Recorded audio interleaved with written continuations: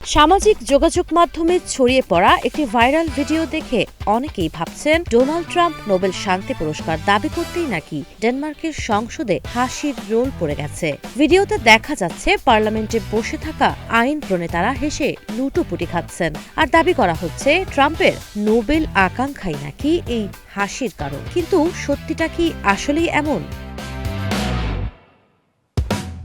এই দাবি যাচাই করতে নেমেছে পিটিআই ফ্যাক্ট চেক। অনুসন্ধানে উঠে এসেছে ভাইরাল এই ভিডিওর সঙ্গে ট্রাম্প নোবেল পুরস্কার বা সাম্প্রতিক কোনো রাজনৈতিক ঘটনার কোনো সম্পর্কই নেই। ভিডিওটি আসলে 2019 সালের অক্টোবর মাসে ডেনমার্কের সংসদের একটি অধিবেশনের দৃশ্য। এটি সেদিন দেশটির প্রধানমন্ত্রী মেটে ফ্রেডেরিকসন সংসদে বক্তব্য দিতে গিয়ে হঠাৎই একটি মজার গল্প শোনাতে শুরু করেন। গল্পটি ছিল সার্কাস থেকে অবসর নেওয়া 4টি হাতি আর তাদের এক ঘনিষ্ঠ বন্ধু উটকে নিয়ে। ডেনমার্ক সরকার ওই 4টি হাতিকে অবসর জীবন দেওয়ার জন্য কিনে নেয়। সঙ্গে কেনা হয় একটি উটও, কারণ সেটি নাকি হাতিদের একটির সবচেয়ে ভালো বন্ধু। এই গল্প বলতে গিয়েই প্রধানমন্ত্রী নিজেই হেসে ফেলেন, আর মুহূর্তেই গোটা সংসদ কক্ষে ছড়িয়ে পড়ে হাসির রোল।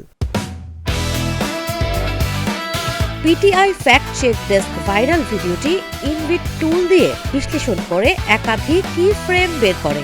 গুগল লেন্স ও কিওয়ার্ড সার্চের মাধ্যমে তারা খুঁজে পায় সিজিটিএন ও ইউরোনিউজে প্রকাশিত 2019 সালের প্রতিবেদন, যেখানে একই ঘটনার বিস্তারিত উল্লেখ রয়েছে। অর্থাৎ ড্যানিশ সংসদের হাসি ছিল সার্কাসের হাতি উটের গল্পে, ট্রাম্পের নোবেল দাবিতে নয়। তবু পুরনো এই ভিডিও নতুন রাজনৈতিক প্রেক্ষাপটে জুড়ে দিয়ে সামাজিক যোগাযোগ মাধ্যমে ছড়ানো হয়েছে বিভ্রান্তিকর দাবি। ব্যঙ্গ, বিদ্রুপ আর রাজনীতির মিশেলে তৈরি হয়েছে একটি ভুয়া গল্প, যা দ্রুত বিশ্বাসও করে ফেলেছেন অনেকেই।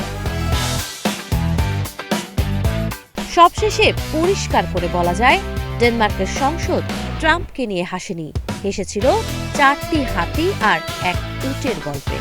কিন্তু এই হাস্যরসের ফলাফলে ট্রাম্প আবার কোন প্রতিক্রিয়া জানায়, সেটাই এখন দেখার বিষয়। সাবা খান, নাগরিক প্রতিদিন।